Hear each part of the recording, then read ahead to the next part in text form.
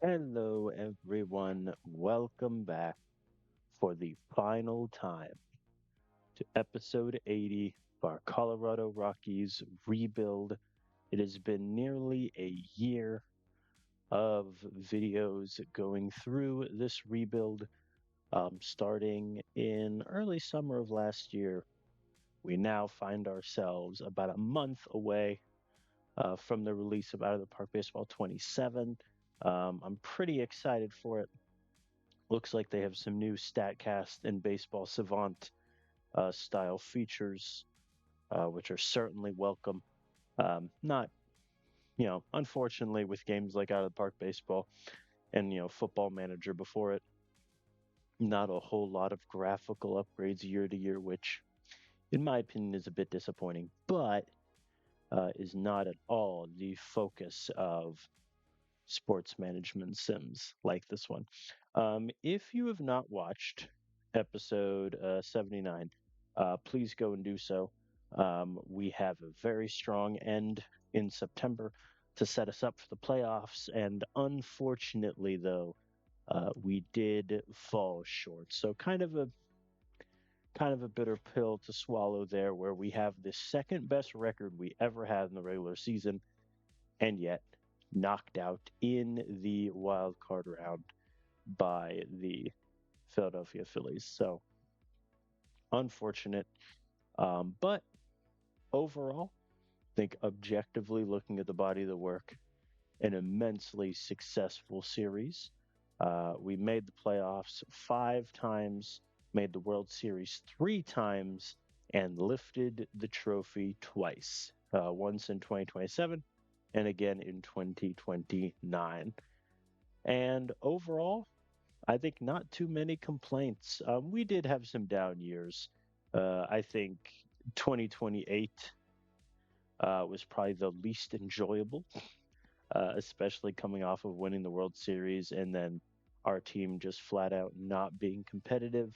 2030, 2031 wasn't the best. I think we were flirting with 500 essentially the whole year, not really in playoff contention, but made the playoffs the last 2 seasons of the series. Obviously, did better for ourselves in 2032. So, um, obviously, this video is going to be a little bit different. I'm essentially just going to look back, on the season, a couple of the seasons, some trades here and there, some key players, and talk about what we're going to do going forward with this Colorado Rockies save.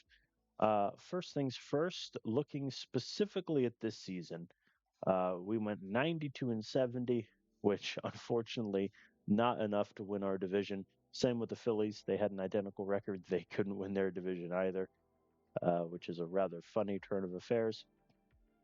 Overall, I think it went really, really well. If you look at our team stat ratings, we had a top 2 offense in every category besides batting war. That'll play. And unfortunately, our Achilles heel this season was just simply our starting pitching. We were 11th in starter ERA. Some of that is down to the first half of the season, and then me moving a couple starters around, making multiple mid-season acquisitions to try to fill that space. Our bullpen, though, in terms of ERA, was best in baseball. We had some problems in the bullpen. I'll get to one of them here shortly, but overall, very, very good season. Quite happy with this past one being the final season of the series. Just unfortunate again that we lost to the Phillies in the wild card. Man, that was upsetting. um, Anywho, so let's talk about some key contributors. First, we must give our flowers to Alan Ford, who at one point was playing like the best hitter in all of baseball.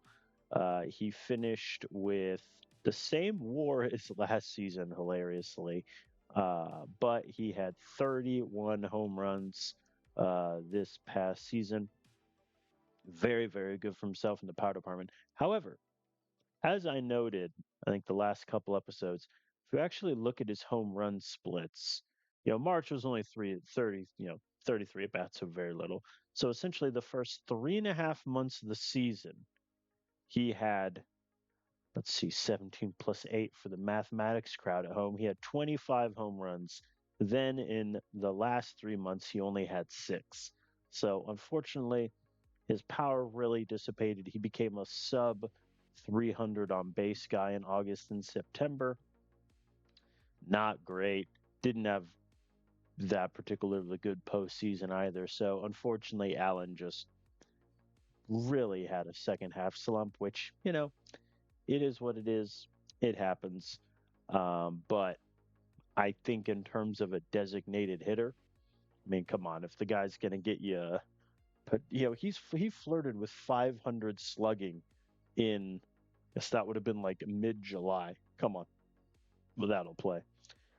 So really happy with him as our DH. Interestingly enough, in terms of total WAR, Ashley Andahar was number one. Part of that is if we look at his defensive stats, he was very good for us defensively at shortstop, zone rating at 12. He did have 14 errors, but listen, he had 16 last year. So, we're kind of getting there defensively. Pretty good bat also this season. Average was up, on base was up, slugging was essentially the same. So I think he put together a better offensive season. Unfortunately, the home runs were down, but if my shortstop, who's a defensive master, is only hitting single digit home runs, I'm not really going to complain. But just really good shortstop. I think we are so grateful that we were able to go from having Ezekiel Tovar being our starting shortstop for the first really 7, but in reality 6 because of the injury in 2030. And then Ashley Andahar took over after that. Unfortunately, yeah, it does look like Andahar had, or not Andahar, Tovar had some couple bad injuries this season. Oblique strain for 2 months, fractured hand for 2 months. So that's rough. That hurts. You never like seeing that, but I think we have been very fortunate with our shortstop succession plan. And then I think the biggest surprise this season, without question, Santiago Munoz. 2032, he wasn't like bad, but he wasn't good. Sub 300 on base, 400 slug, not all that tremendous defensively, but this year, my God. He had 138 starts. Every single one of them came in left field, where, his arm wasn't great, -2, but 10.7 zone rating, 4 errors, which for an outfielder I think is a little bit much, but tremendous hitter. Like at 23 years old, this guy hit 27 home runs, walked 42 times, an utter wizard.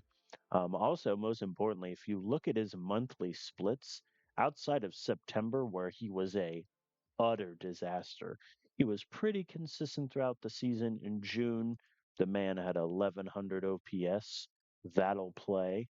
And it's kind of crazy that this guy, I mean, he was getting at bats from me at 21 years old in the majors, and now 2 years later, he looks like potentially could be our best hitter in the years to come. How you lead, I think, looking back on this Colorado Rockies series, I think the player of the save is How You Lee. It really is crazy how, if you look here, we took him in the Rule 5 draft from the Tigers. And, I'm going to be honest, the plan for him always, was to be, get a couple of bats here or there in year one, not be a starter, and then potentially take the reins at second base. And, you know, he just kept hitting and never really stopped. His slugging was about 500, 553 in 2028. He was looking spectacular. I think he's the player of the series. I think there's some others, a couple pitchers that we'll get to that might have the rain. But in terms of longevity with us, consistent production, because even, Ezekiel Tovar had some years where he was bad offensively, and he missed almost an entire season with injury. Hunter Goodman toward the end was unplayable, really. And, how you lead that whole time, he was there. He was consistent. He was good for, 20 plus home runs, 150 hits.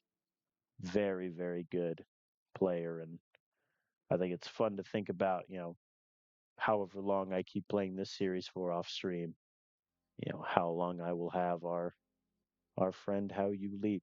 It should be noted that defensively at second base, he was tragic. There's really no way around it. He was never good. That's the unfortunate part. I tried him at third base for a bit, and that quickly became disastrous. So, unfortunately, I think he's a DH really, which in real life is probably what he's destined for with the Tigers, to get the line share of reps at DH over second base. But I mean, he was just never good defensively. He only had 3 errors this year. And in 2032, he had 12. Like, credit to him on that. But yeah, I mean, zone rating negative 21. Like, he is, and I'm not being hyperbolic, our zone rating was negative 7.4, which is good enough for 12th in the National League. If he were just like average, or even if he were like a -2, we would have a zone rating of like 11, and it would be tremendous. So that is that is something to kind of laugh about. Um, but no, really fun story with How You Lee. I think injuries never really a concern. Obviously, the big one was in 2031 when he tore his hamstring. But other than that, it's like a week here and there, a couple days. So really, really happy that he was able to be, I think, the Colorado Rocky of this series. And then kind of the underrated, I would say, unsung hero would be Charlie Condon, who, in my humble opinion, um, I think could have been our best hitter with a big asterisk next to it, unfortunately. For those who have been watching for a little bit, unfortunately, when I tried in the development lab for him, uh, I think for 3 years in a row, yeah, for 3 years in a row, I tried to improve his play discipline. I succeeded the first 2 years, failed on the third. And if you look at his strikeouts, like it never mattered. The man was good enough for 160, even 180 Ks one year. What if he struck out less, like at all? Charlie Condon could have been the best hitter on our team, I think. But the issue was just fundamentally, good lord, he struck out so much. But I think credit to him. I mean, he was, our big call up in 2027 and was our starting first baseman for 7 of the 9 years, of this save, which is pretty good because when we started, as I pull up an old friend here, when we started the save, we kind of had this idea that Michael Toglia could be our starting first baseman in the future. 2025, pretty good. 2026, pretty good. And then 2027, he was quite possibly like our worst hitter ever.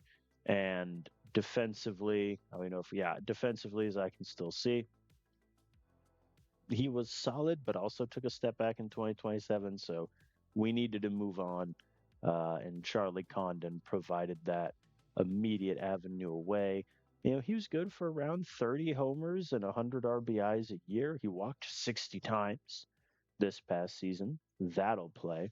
A little unfortunate that he had, I would say, probably his worst offensive season this past year, with the exception of maybe 2030, but that is what it is. Defensively, he's fine. He's fine. With a first baseman, if you're a good first baseman, your range is going to be insane just because of how that works. But, you know, 5 to 10 errors a year, Nothing too crazy, very dependable. We'll never forget when I tried to play him at third in 2027, and that just was the worst idea I think I've ever had. And trust me, I've had some bad ones. And then, if I may pivot to Colby Turner. So, third base, you know, as longtime watchers of the series will know, third base was a position year one where I played like four different people to position. I had Kyle Farmer playing the position. Ryan Ritter, I gave it to him for a spell. Couldn't figure out anything. And then we made the ambitious decision to sign Alex Bregman in 2026. He was our big free agent signing, and he was awesome. For the 4 years he was here, lights out. Last season, especially in 2029, when we got him his second uh, World Series ring with us, obviously, yes, the Astros won, kind of. He was worth four WAR and he was great, but we made the executive decision that I think it was time to move on. We also couldn't afford to pay him what he wanted because famously, and I think I even titled the video this, in 2029, after we won the World Series, the owner decreased our budget. So there was that sad, unfortunate fact. But nonetheless, I'm also really annoyed that Bregman didn't retire after 2030. He had a little swan song with the Astros and then went to the Marlins for 2 years and then the Athletics. Like, what was the point of that? So, little, little annoyed at that. But, that led us after Bregman. We were kind of looking at options and we found Geraldo Perdomo, who was our third baseman for one single year in 2030. And he was really good. Got 140 games for us. Not a lot of home runs, but he had 62 RBIs, 35 doubles, worth 3.4 WAR. But he was always going to be a so bridge guy that we would move on after that.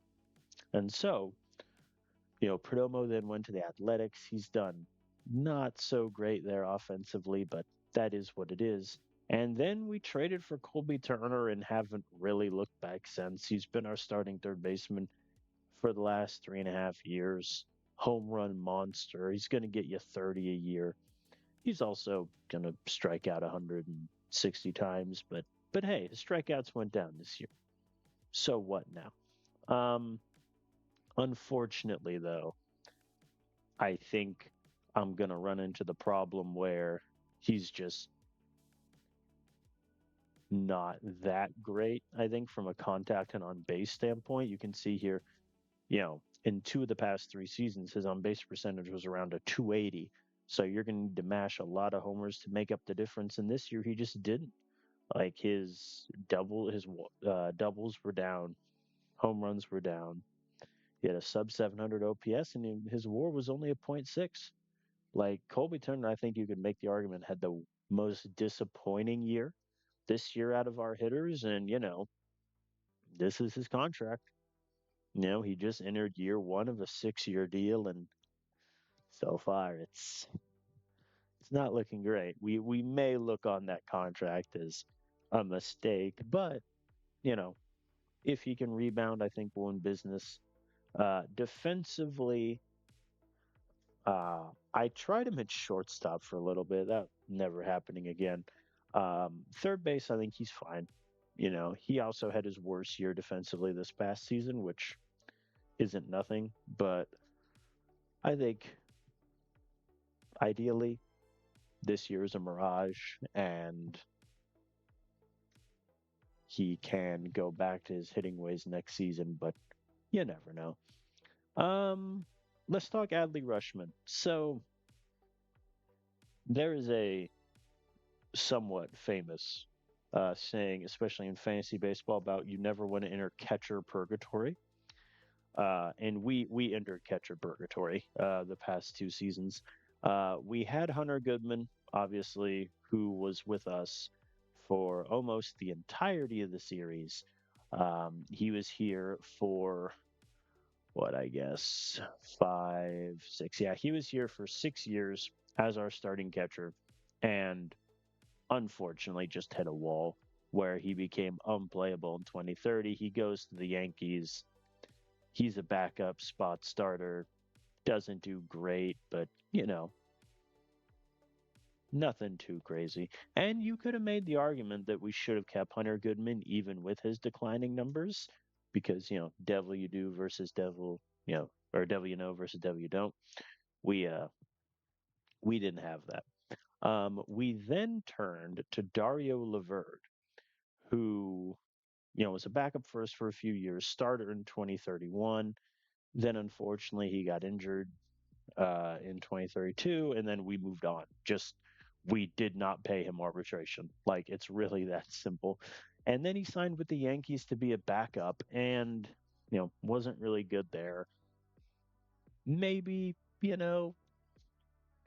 looking back on it, we could have kept him, but you know, even defensively, he was a negative 2.3 framer before he got hurt. So that's not nothing. But we moved on. And then that brought us to Ed. No, I misspelled his name. I'm sorry. Oh, I did misspell his name. I put an extra E. That brought us to Edgelin Perez, who currently is in AAA.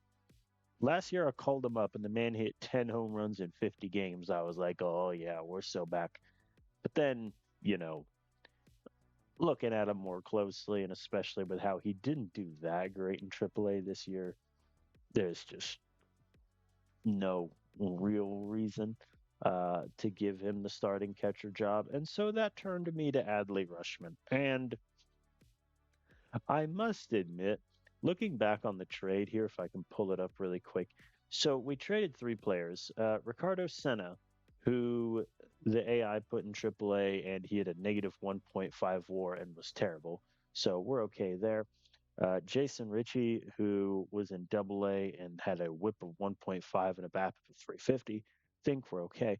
And then also Javon Dumas, who I can't stress this enough, might be my biggest miss of an acquisition ever. Like I acquired him from the Cardinals thinking he was going to be our next big starter. I only gave him 6 starts because he was so terrible. And then the Orioles put him out of the bullpen. And folks, he had a whip of 203, a BABIP of 391, and was worth 1 WAR in less than 20 games. So if we multiply that by a whole season, he's at about -9 WAR. That's honestly impressive. So yeah, I don't really know what to think about this trade. I mean, the Orioles objectively lost it, and then we got Rushman, who was the Orioles starter for almost the entirety of the save. They played him in the outfield a bunch, which I think that might be my most annoying thing that the AI does a lot.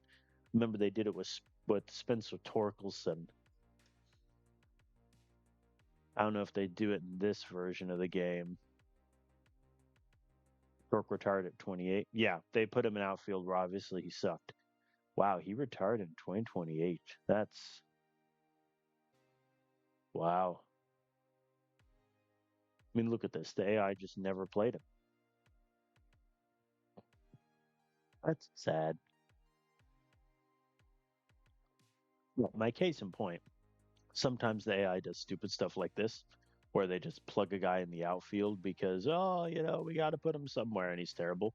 The Orioles did the same thing with Rushman. In 2030, he played 50 games, 2031, 36. Past season, he played a handful and he was terrible. And so that nukes a lot of his WAR.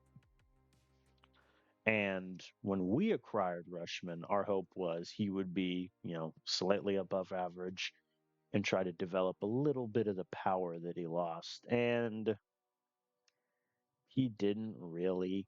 Um, Not that he had a bad season, but like if you're only going to give me 13 home runs and 100 strikeouts, I need your slugging to be like at a 400. On base percentage, he was 311.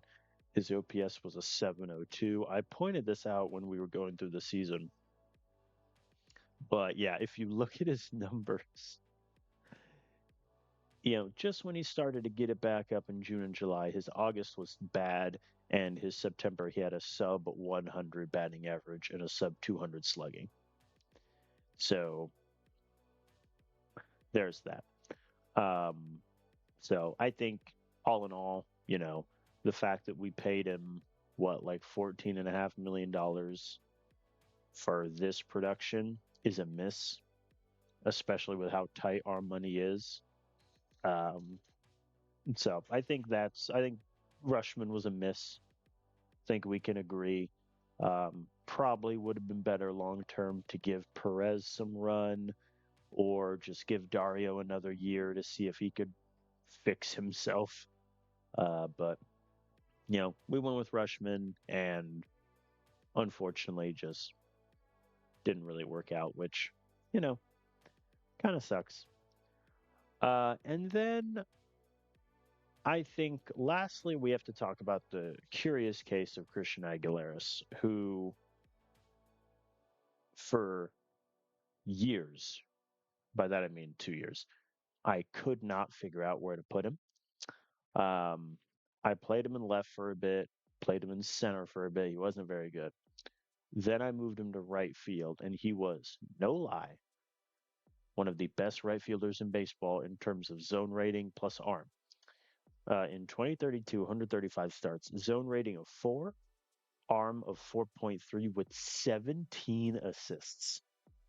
Do you know how high that number is for a right fielder? 17 is cracked. And this past season, the zone rating was there, but the arm was negative. And his bat just died. Like, I don't know what happened. This man led the National League in hits in 2032. He had 178 hits. This past season, though, and there were some injuries, so some of your counting numbers are going to be worse, but 219 average, 287 on base, 365 slug. Like, he was worth negative WAR. I don't know what happened. I mean, maybe it was the injury, but like, good lord, if so, I mean, it was a concussion. He was still bad for the first 3 months of the season before the injury happened. So I think that's something. I don't know what it means, but it's something. And then Anthony Murphy, who was kind of stuck, in Double A and Triple A for a couple of years, clearly too good for Triple A, but didn't really have a spot for him. We did this year, and he was, I would say, fine with the caveat of good lord.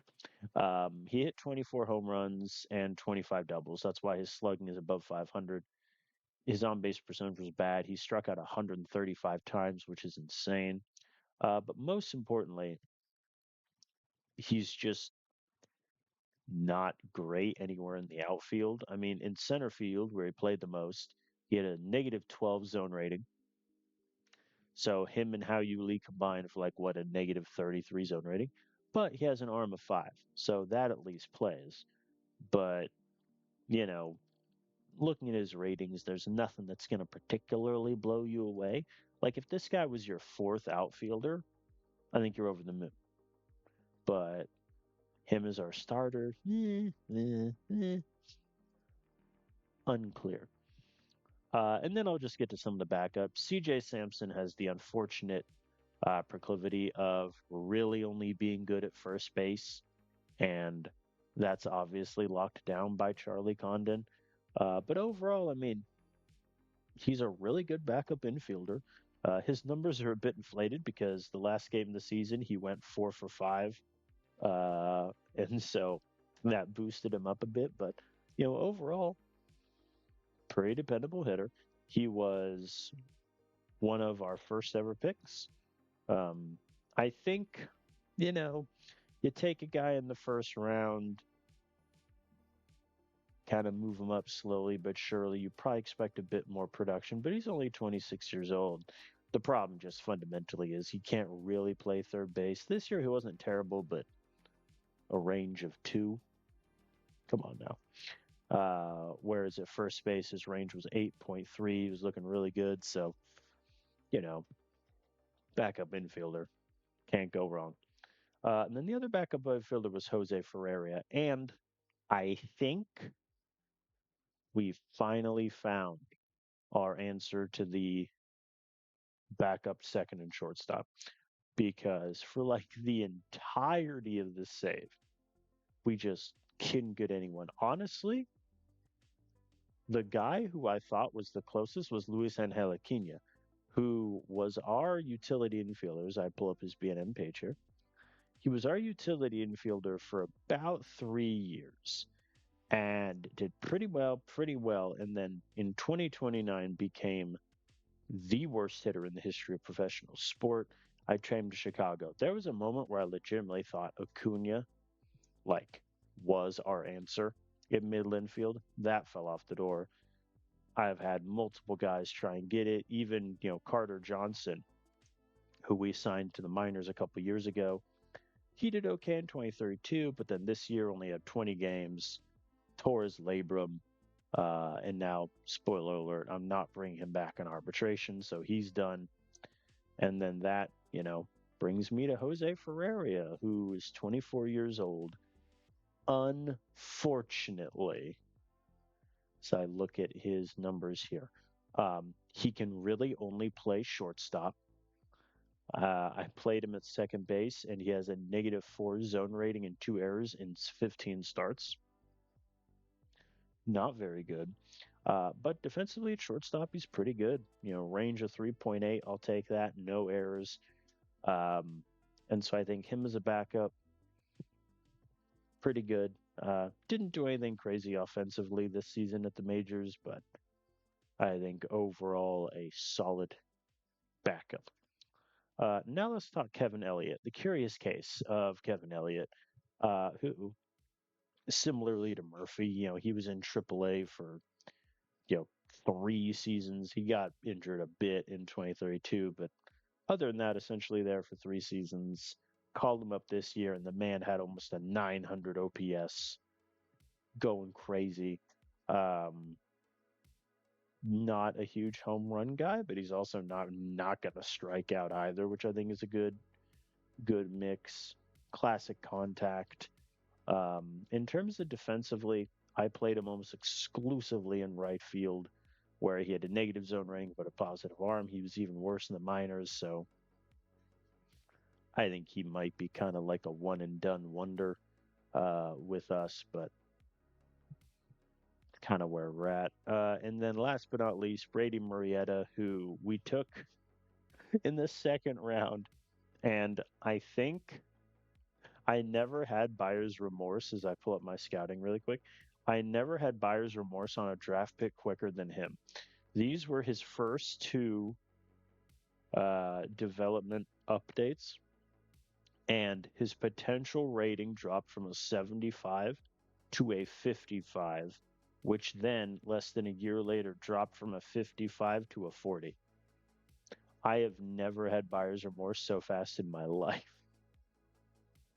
I legit thought he was going to be our catcher of the future, and then that just very quickly did not materialize. Made his way up through the minors, obviously, and became our backup catcher this year, and has probably the funniest split. Like April, unplayable. May, not much better. June, though, our best hitter. And then, average, solid, pretty good in September. Um, had a 4-hit day against Cincinnati to boost up some numbers, which is good. But I think he's your classic, defensive first, good personality catcher who, if he ever has to start more than like 50 games for us in a season, we're probably in deep trouble. But hey, no complaints. That's a lie. I'm complaining slightly. All right, let's talk about pitching. Um, this will go much shorter. Luis DeLeon, I think if there's anyone other than How You Lee that could be considered the Rocky of the series, it is Luis DeLeon. We acquired him in a trade after, what does that say, 2020?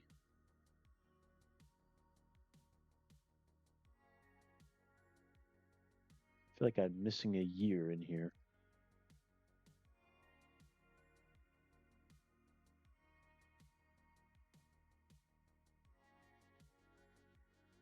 Oh, no, I'm not. He was in Albuquerque for more than I thought. Never mind. Thought a year had just vanished from the calendar. But we called him up in 2027, and then quickly he became our ace, and then unfortunately missed most of 2028. But then after that, he gave me 30 plus starts a year. His ERA the past two seasons identical, 2.77. The fundamental problem, though, is he cannot pitch deep into games at all. Um, it sucks. His stamina became a 35 immediately after his injury, and yet he was still a phenomenal ace for us. Um, as you can probably tell, let me pull up the old mail here. He voided it the last year of his contract. It was a player option, and he took it. So Luis is leaving us.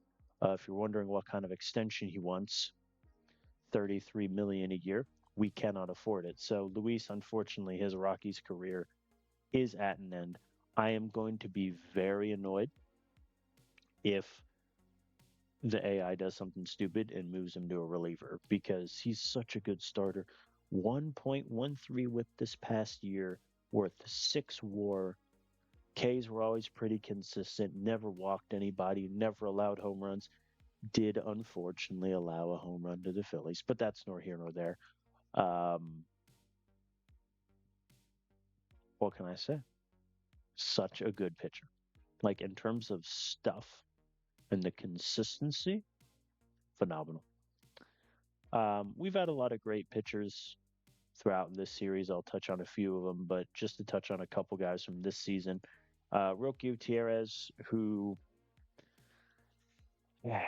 I think was a good signing, however, in overpay, if that makes sense. We paid him 16 million and then 17 million this upcoming year, and he was entirely saved by the fact, looking at his monthly splits, he had a great September. Like his numbers were grim going into that month, but then he rattled off three really good starts. I didn't pitch him in the playoffs. I don't think it would have made a difference had I done so. And he put together a really good year 116 whip, 280 BAPIP, 1.6 home runs per nine is not exactly low, but overall, I am okay with him.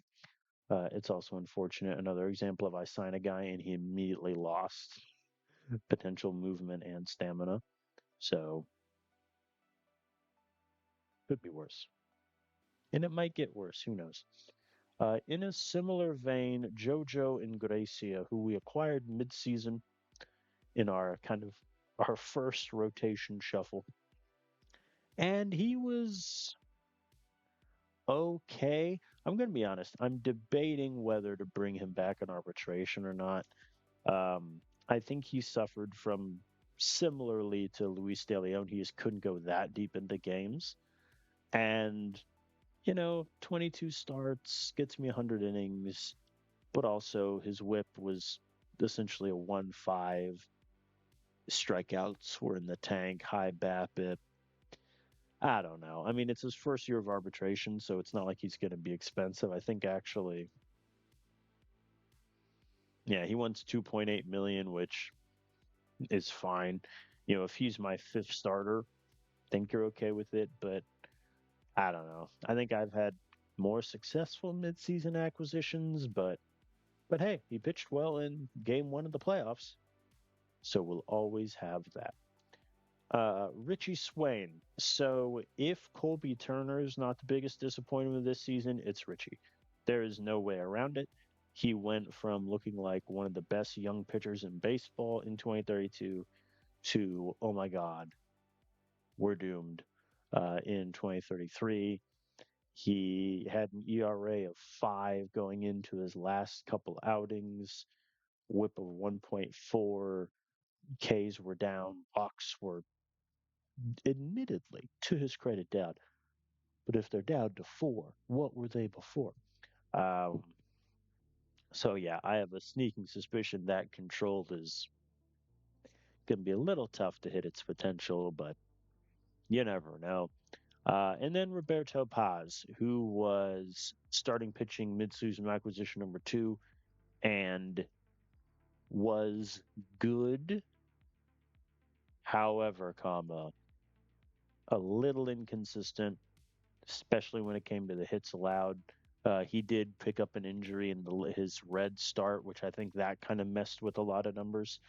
But overall, you know, he was okay. I think if he gets his control closer to like a 65, 70, he could be a really good pitcher. But right now, his stuff just isn't quite there to the level that we want. Um, but there's always the chance that I think if he hits his potential and his movement and his control, like he could be our future ace. And now let's discuss the unfortunate case of Sandy Ozuna, who was one of our OG kind of minor league guys, called him up a few years into the save, and he did really, really good. But he has, again, 35 stamina. And so as a starter, really started struggling last season. This past season, he was terrible. I moved him to the bullpen. And if you look at his splits here, so he got 10 starts as a starter before I pulled him. ERA of 6.10. He was giving up more than one hit per inning, almost a run per inning, which is terrifying. I moved him to reliever, and he's so much better. 2.63 ERA. Um, Hits were a little bit down. Runs, especially, way down, like a run every 3 innings. Really, really good in that department. So the downside of this, though, is his at first arbitration was that of a starter. And so in arbitration right now, he wants $7.5 million, which would be insane for a long reliever. But you know what? Here we are. So I'll see if we can lower it. But yeah, I think as a long reliever, he's really, really good. As a starter, not anymore, really. Similar can be said for Michael Gindra, who we converted to full time relief this past season. He was our first round pick in 2028, and then promptly 2 years later tore labrum in his shoulder, i.e., Tommy John. Missed, I guess, no, Tommy John's elbow. Ignore me. Um, Missed over a year and then was never a starter, really. That, yeah, like at a certain point, it just wasn't viable. I think he was okay this past season. No big complaints. 10.0 Ks per nine. That'll play. BAPIP of 324, a bit high, I admit. But overall, really solid long reliever for a first round pick. Maybe a bit disappointing that this is where he ended up, but sometimes you get the year long injuries. And then I'm going to talk about two bullpen arms in tandem, Mike Stewart and Kevin Teskey. So who did I draft first? I think Mike. Yeah.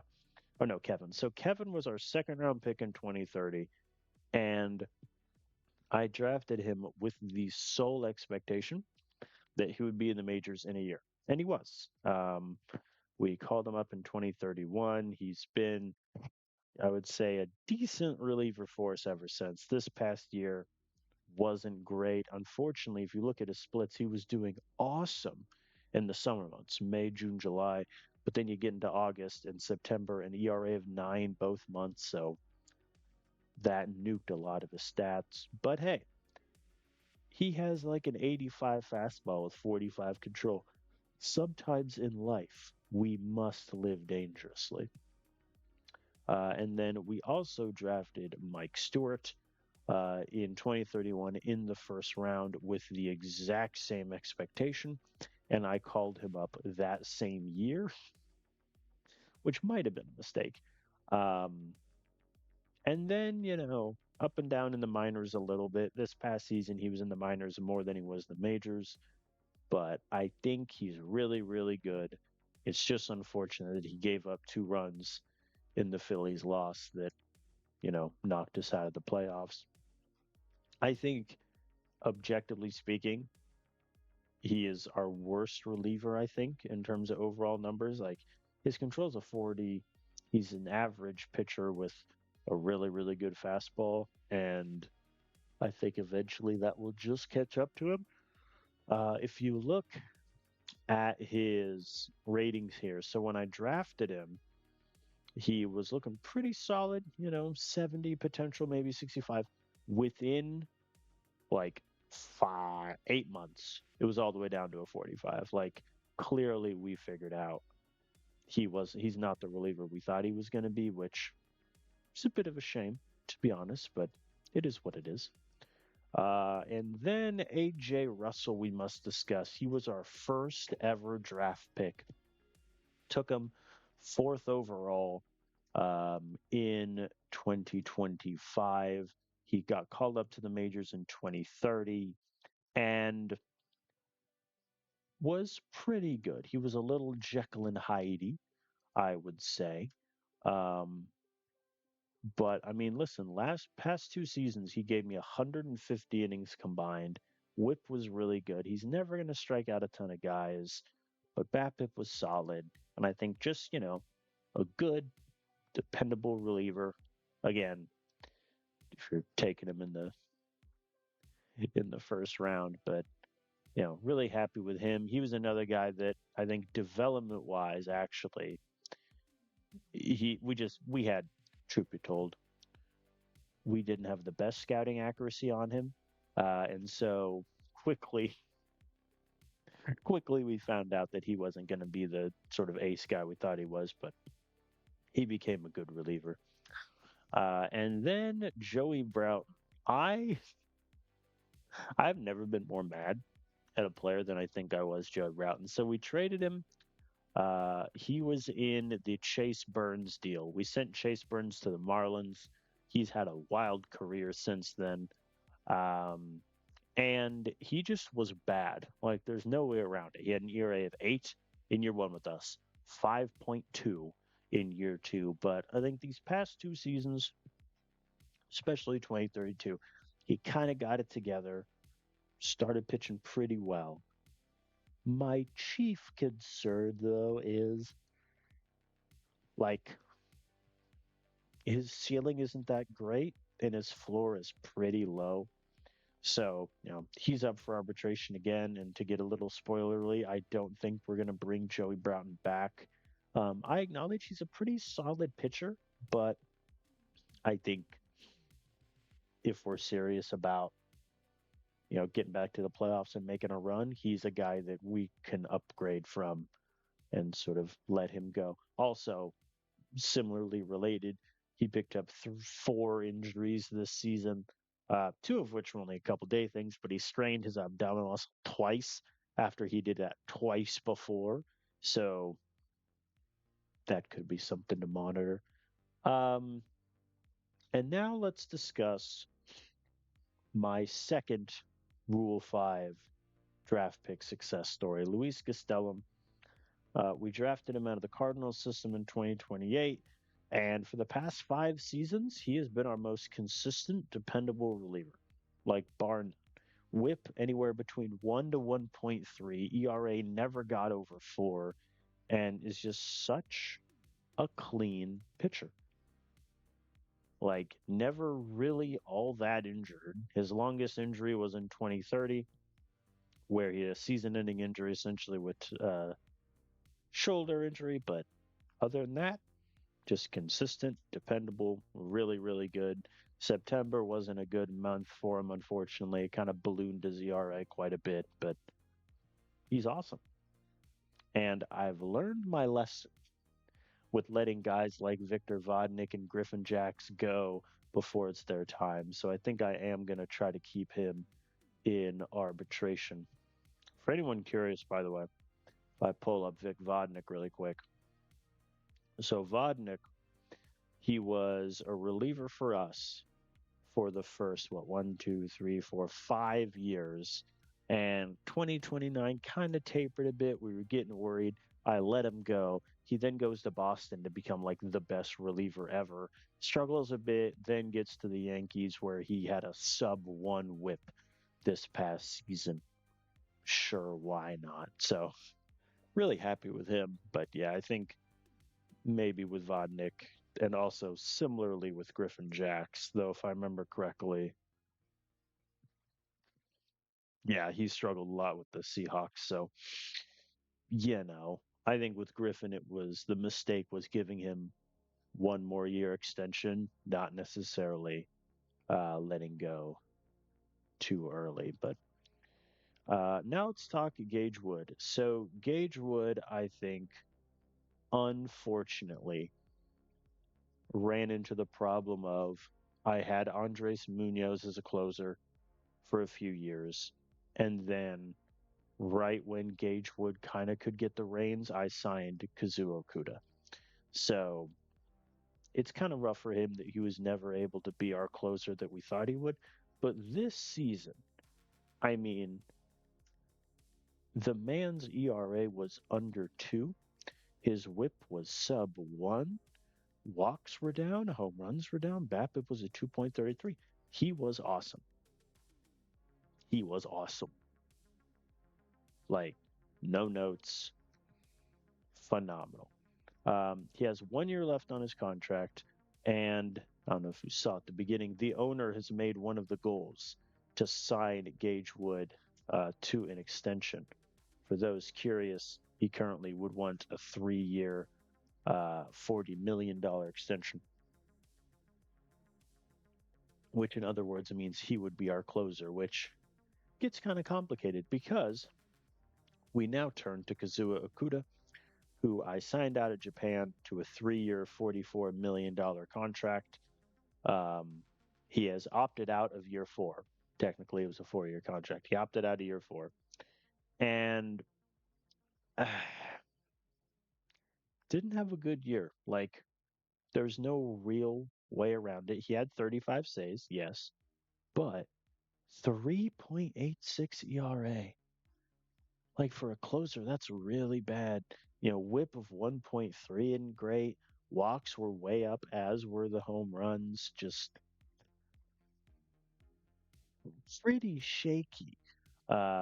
And hilariously, because he only had 3 years, if I look at the salary page, Okuda is ARB eligible for the next 3 seasons. So if I want him to be our closer, he is. But I also think Gage Wood, like, if I compare the men, Okuda's got 10 better control, but that didn't really help him this year. Gage is better against lefties. He's got better stuff. Like, what do I do? Like, there's an argument where I just trade Okuda and get like a king's ransom and reload and then give the closing job going forward to Gage. So we'll see. We'll see on that. But more or less, that was the team this past season. I think, without question, a very good team. I really, really, really, really wish we could have gone further in the playoffs. What can you do? That took a little longer than I thought. That took almost an hour, so apologies for that. This last portion won't take as much. First, I want to talk about just briefly some of the guys we drafted this past season and sort of how they look now. I'll just go in this order. So Andy Cook, the AI drafted him in the 11th round, and I put him in Double A because I'm insane, and he didn't do all that bad.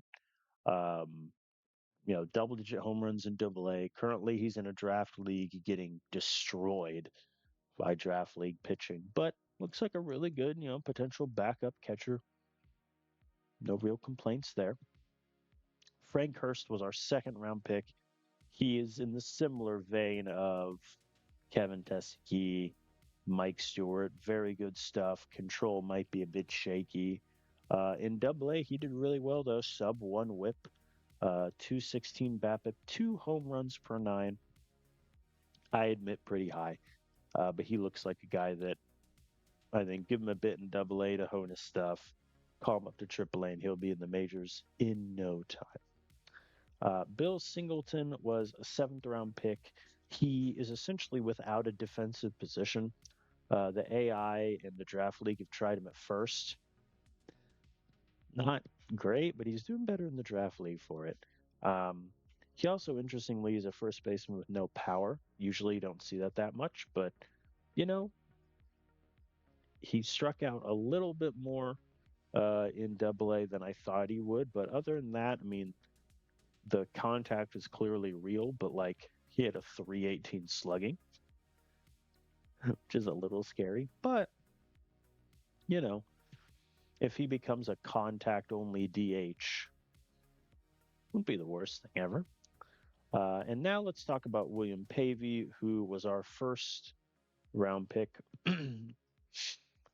And so far, so good. We put him in Double A, 7 starts, sub 3 ERA, 1.18 WHIP. BABIP's a little high, but he also struck out 12 per nine, so I'll take what I can get personally there. Looks good. I'm taking it slow with Pavey. We're not in a rush to call him up next season or anything. Um, he did unfortunately fracture his shoulder blade, so hopefully that doesn't hurt any stamina related numbers because I have enough long relievers as it is. But so far, looking good for Pavey. David Holovas was our fifth round pick, similar vein, good stuff. Probably going to have better control than the other guys. Um, in single A at high A did really well, but then partial toward labrum ended his season early. What can you do but a sub one whip? Come on, that'll play. Raul Lopez was our third round pick. Defensively, how'd he do? 1.7 range is pretty low at third. That's a shame. Um, yeah, I thought he'd be better defensively, but offensively, single A did pretty solid.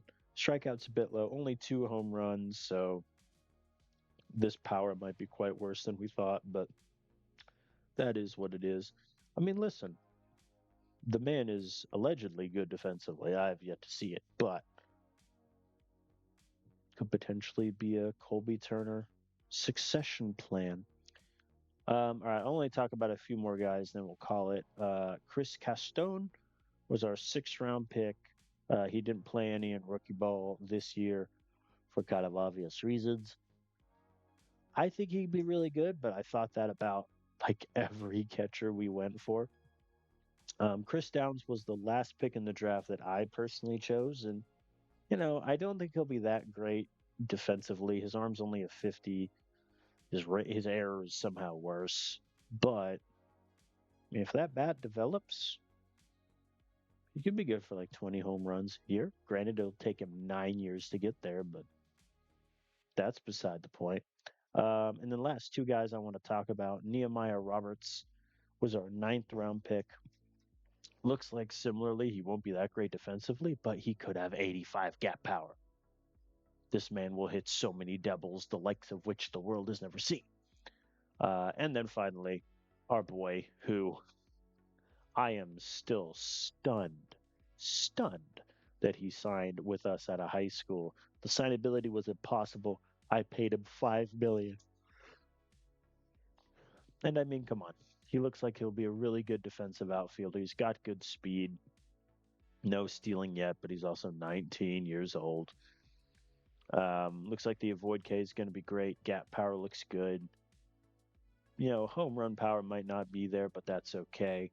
I think he could potentially be one of the best players in our organization in a few years. So we'll see if that potential's out. So now what I kind of want to do is look at how do I find this? I was at the screen before. Is it history? Achievements. That's not what I want.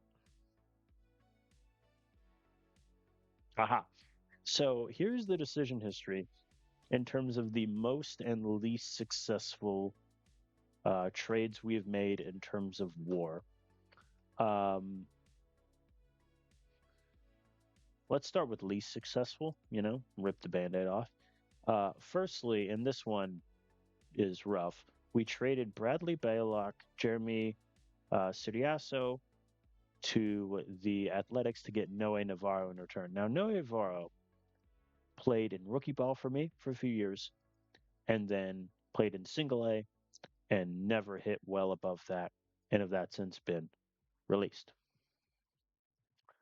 Uh, Jeremy Siriaso, similarly, never played with the Athletics, played in independent ball for a bit, out.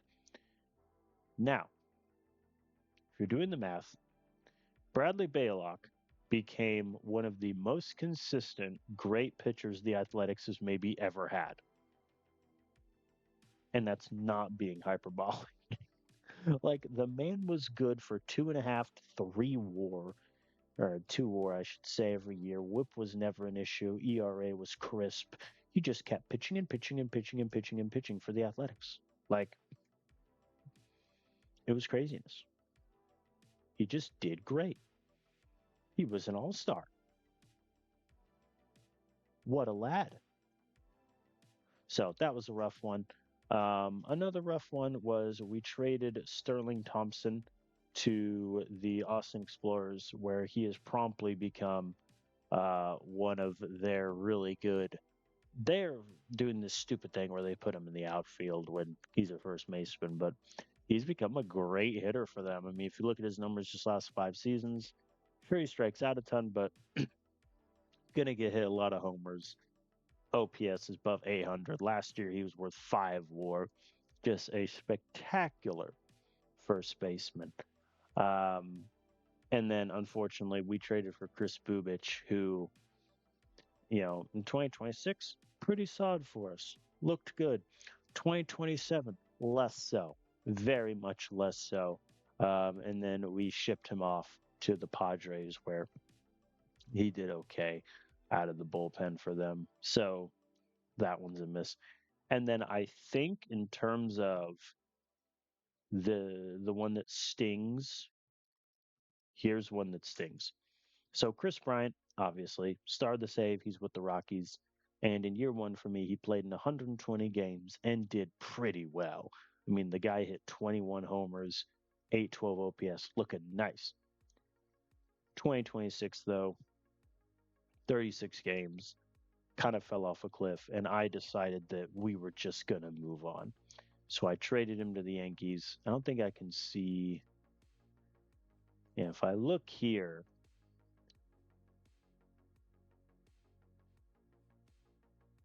yeah, he was still on the original contract. The Yankees never gave him anything. The Athletics signed him to a minor league deal. Um, so we decided to ship off Chris Bryant. In exchange, we added 2 prospects to the Yankees. First was Bryson Hammer, who bounced around a bit, independent ball reliever for a bit, for an expansion team who sucked. So no, nothing lost there. But we also traded 18-year-old first baseman Rene Aguilar. And when I click on his name and you see his page, just prepare yourself. He became, and this is no lie, one of the best hitters in all of baseball. Oh boy. He became one of the best hitters ever. He had 116 runs last season. He had 30 home runs a year, 329. This is so upsetting. It's so upsetting. He's 25. The Yankees called him up 25, 24, 23, 22. At 21 years old, he started slugging for the Yankees. And I traded this away just so I didn't have to pay Chris Bryant anymore. I think about that trade so much. I traded this away. Like, screw the fact that if I pull up his Chris stats, like, screw the fact that he's not that great defensively. He could be our DH he could have been our DH for 15 years. And I traded that away just to get off of Chris Bryant's contract. Oh, that stings. But hey, we also got Oswaldo Cabrera, who got a World Series ring with us as a backup infielder in 2027. So, what next? Oh boy. An interesting player I want to touch on for a second is Drew Romo, who, as you can tell, is not done very well. He was our original backup catcher. He wanted to be paid like a starter. We trade him to the Angels. He doesn't do that particularly well. I think there is a real version of this save where, if he hits better in 2027, 2028 for a bit, like he could have been our starting catcher, but he just struggled. And so we had to keep Hunter Goodman for longer than I think we wanted to. And that started the snowball. Um, but yes, these are our greatest losses. Ignore the Nick Martinez thing. Um, Obviously, he never played for the Rockies, but that was a moment where I think, and I haven't looked back at the video, I either accidentally hit complete or I let the AI handle it and it acquired it traded. I don't know. So that happened. I had to go back and redo the trade. It was a whole deal. Um, but yeah, I mean, yeah, obviously the Sterling Thompson and Rene Aguilar are the two that I think really hurt. Drew Romo only had that higher works. He was really good defensively. Brenton Doyle obviously discovered his bat with the Reds, and it was also really great defensively. So that one's kind of a funny one. Um, who else? Oh yeah, Ryan McMahon. For those wondering, so I just didn't bring him back in arbitration. I let him walk. He goes to the Royals for 2 seasons, has one bad season, then plays like the best hitter of his life. 850 OPS, 22 homers. And then the Orioles pick him up and he sucks again. So not too bad. Not too bad about that one. Um, yeah, going through the list here, acquisitions. I mean, Bobby Miller, who we acquired, um, I want to say yeah, that was the Sam Hilliard deal where we traded him to the Dodgers in year one and we got Bobby Miller. I mean, Bobby Miller did pretty good for us for those, 3.5 seasons he was there, but it just became a point where I didn't really think that he could, develop or continue well. And, he went to the Pirates, didn't pitch very well, and then never really was a starter again, which is kind of sad. Oh, Herrera. How's he done with the Mets? Not very good. Kind of saw that coming. But alas. Mm. This is one player I think deserves his own little special area. Mr. Zerpa. Hello, my friend. So Zerpa, we originally um, acquired. Oh no, we traded Ryan McMahon. That's right. It wasn't arbitration. We traded um, Ryan McMahon to the Royals for Angel Zerpa and Matt Chachik, who he also got a little bit of playing time with us for about 2.5 years there. So we got some run there. But Zerpa, I think, at one point was our best pitcher, period. I think he had a run, as you can see in 2029, where he was unhittable. Like, he was awesome. Sub 2 ERA, sub 1 whip, ERA plus a 244, which is insane. And,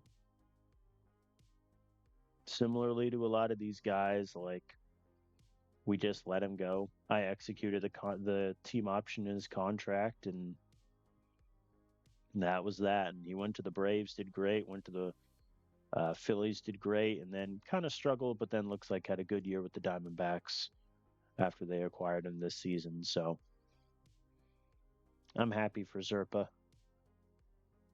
I really am. No one really else here of a mention. Spencer Turnbull was a fun one. I signed him to a minor league deal And then promptly in year one, he pitched 30 starts. That was to give you an idea. If anyone has like, an afternoon to spare and wants to watch some really funny baseball, go back and watch our year one in 2025. Like we're throwing some names out there that are insane.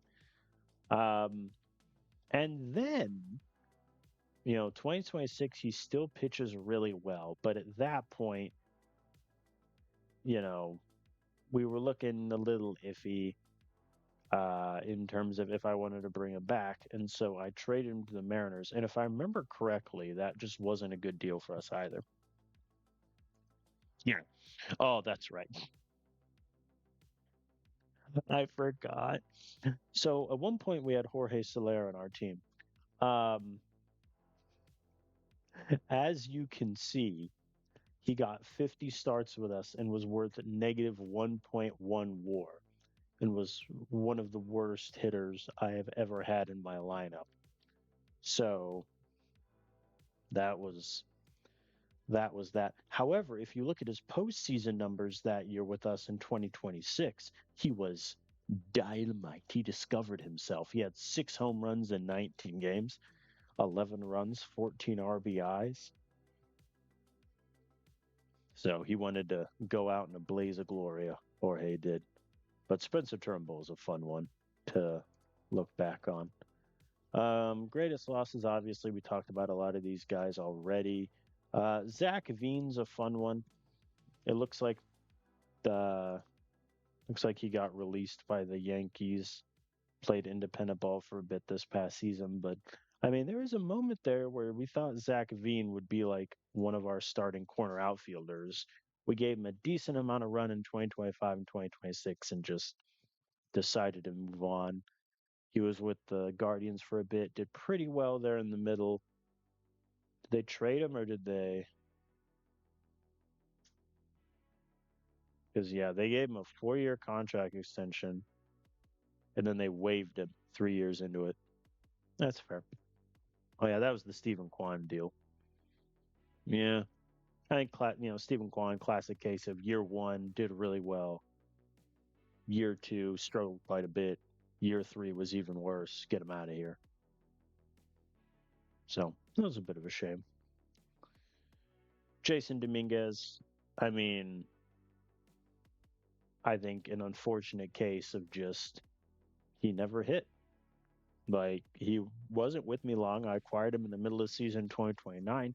He did great. 2030 did okay, but really fell off. And then 2031 was tragic and horrendous. Became a negative center fielder, so I had to put him in a right, which caused it just wasn't great. Um,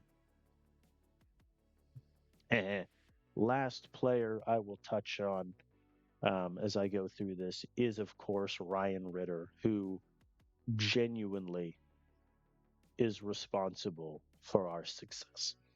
And you might ask why. Let's take a moment.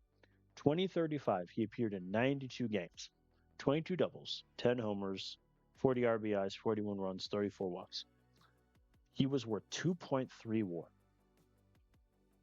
I traded him to the Orioles in exchange, well, along with Robert Callas, who never played in the majors. So, in exchange for 2 players, one was Felix Bautista, who became our closer in 2026 and most of 2027 before we won the World Series. So he does have a ring for that. And we acquired our ace, Luis De Leon. And the rest is history.